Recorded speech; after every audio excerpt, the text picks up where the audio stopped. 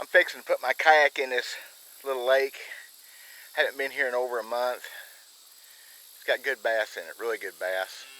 I'm attempting to shoot as many as 3 videos the next few hours, so stick with me on this. This one video is going to be on my how to catch fish, learn how to fish deal. I'm going to go over some fairly important things, hopefully, on how to set the hook and how to fight a bass or a fish, period. How to get them into you. So that's what we're coming at you with next. I'm DW Verts, Hick Billy Outdoors. Another lesson on learning how to fish. I'll be right back.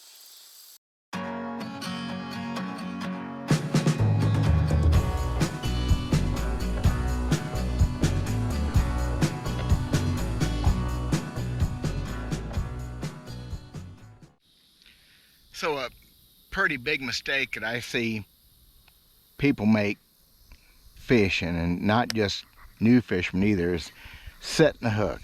Now, setting the hook means basically yanking on the rod and using the reel to get the hook into the fish's mouth where it's stuck far enough past the barb that it stays in the fish. It doesn't always work that way. When you get close to the boat, give them some time and she come off. There's several kinds of hook sets. Just yanking and hoping for the best isn't the greatest idea. You're going to find out that a fairly controlled hook set, even though it may look violent or not, controlled, where you know how much line you have out, how much slack you have in your line, what kind of lure you're fishing or bait. Several things come into play. Rule of thumb is, like this bait I'm fishing right here, this plastic worm, has a real little bitty, fairly light hook. I'm not going to yank real hard if I get a bite and crank like a million mile an hour. It just ain't going to do no good, because that little hook is going to possibly tear a hole in the fish's mouth and come back out. There's times I do that yank and crank hook set. And while I'm on that part of the subject, setting hook is more than just yanking on the rod. It's also cranking the reel fairly quick to take up any slack. And what I really firmly believe is pulling up on the rod starts the hook set, reeling it finishes it. So it's important to kind of combine the two. But if I could get a bite on this thing right now, the hook set, if I did it right, would be more of a sweep. I would sweep into the fish, get in the line tight, then crank 3 or 4 times fairly quick to make sure the hooks drove home before I start to fight the fish. Okay? Whereas with some bigger lures, bigger hooks, heavier line, etc., I may jerk pretty hard. Because you have to, the bigger the hook, the harder you have to jerk, essentially, to get that thing drove home. Basically. Take cracked crappie fishing and sunfish, fishing a little light wire hook with a worm or cricket or even a little crappie jig. All you have to do is lift up on the rod and take the slack out, and then get a couple cranks on the reel, and you're done. It's all you have to do is kind of lift up, crank, and you got them. Not much different than this bass lure, because it's a pretty small hook. That's why it's important to have sharp hooks too, and you can never emphasize that enough. Sharp hook's just going to catch more fish. One thing to get a good hook set is to always be in mind of where your rod position is, how much line you have. It's not going to do any good to jerk as hard as you can if you got 7 or 8 foot of slack in your line. A little bit of slack is fine. I believe in a little bit of slack in a hook set. Technically, I think it makes for a better hook set if you have a little bit of slack in the line instead of pulling tight. Sometimes if your line's too tight when you go set the hook, you'll kind of pull the bait of the lure out of the fish's mouth almost before you get the hook started. But you have to be aware of where your lure's at, where your bait's at, and how much slack you have, how deep you're fishing, how shallow, because there's different kinds of hook sets for different situations. Basically, the deeper the water, the more you're gonna have to set the hook, shallower the less, basically. The trick is with sharp hooks, you can get away with a lighter hook set every time than you can going with a heavy hook set across the board, because that hard jerk is going to make big holes in the fish's mouth, and break line, etc., etc. Be aware of where your bait's at, how far away it is, how much slack you have in your line, how deep the water is, how hard the wind's blowing, and what the moon phase is. Well, maybe not the moon phase. Yeah, I see people really goof up. You sit there and you fish for hours trying to get a bite, and when one happens, people flip out, jerk hard, crank like crazy, try to get the fish in the boat all in one big motion, and that just doesn't work very well, y'all. Now, like out here in this kayak, I have very little leverage on the fish. She's gonna do what she's gonna do for a little bit, mostly. Even with the rods and reels I have with me, I have from 10-pound to 50-pound test line. I still got to give them some room. Yeah, I horse bass to the boat sometimes.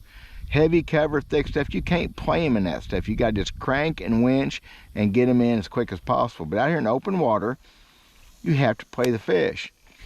I talked a little about drag the other day. I still don't use a lot of drag with a heavy line out here. Instead, I'll hit the button on the reel.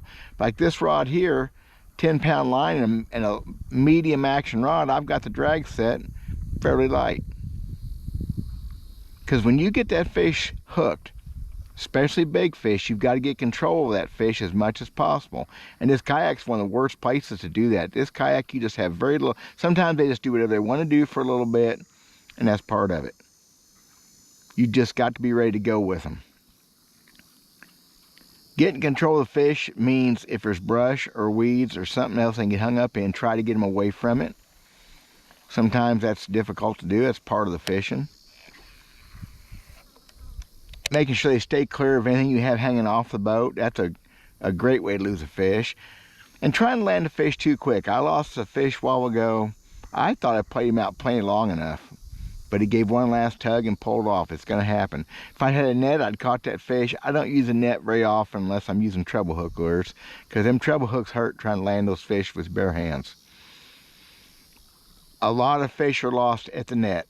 Swinging a net at a fish is not a good idea. You try to lead the fish in the net, and to the last second, dip the net to the fish. That's kind of a key thing. Matter of fact, netting a fish is probably as big an art as there is in fishing. So many people do it wrong. When you go to learn how to set hook on a fish and fight a fish and land a fish, that's one of the times you'll come to really appreciate the idea of short casts, because it's usually so much easier to do all those things when the fish isn't way out there. Usually. There's a few exceptions. And you notice I'm keeping that rod tip up on that fish. If you let that rod tip get down, a fish can get such a pull. Let that rod work for you when you're fighting a fish. And then keep that rod tip up. Do not let that rod tip get down on those fish. It'll get you in trouble.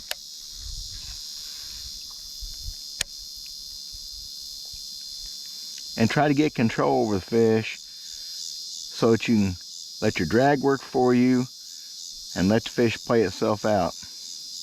If you're in doubt on a hook set, and we all do it from time to time, you're not sure if you got it done, keep cranking and try to get another yanking on it. It looks horrible, it's unprofessional, whatever. But if one catches you with too much slack, try to get that slack out and try to get another jerk on them. It's going to look weird. I've been known to crank and crank and crank and crank and never catch up with a fish. That's part of it. One for sure way to lose fish is to keep the rod pointed towards that fish instead of getting that rod pointed up, and let the bend of the action of the rod take some of that blow and take some of the power away from the fish. The rod tires the fish, nothing else. You cranking on him's not going to make him tired. Let that rod pull against his runs. And if you do that, the rod tires the fish. But you can't do that with the rod pointed too low. You've got to keep it up at 11 o'clock or so, maybe 10:30. I mean, it's going to go down some. I get that. Big fish can pull you down. Try not to let them pull you down too far. Because when fish start straight lining you, that's when you lose fish.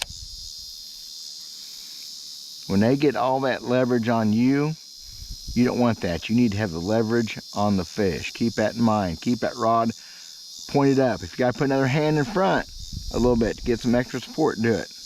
I'm not for sure my next topic, and just trying to learn how to catch fish stuff. I've been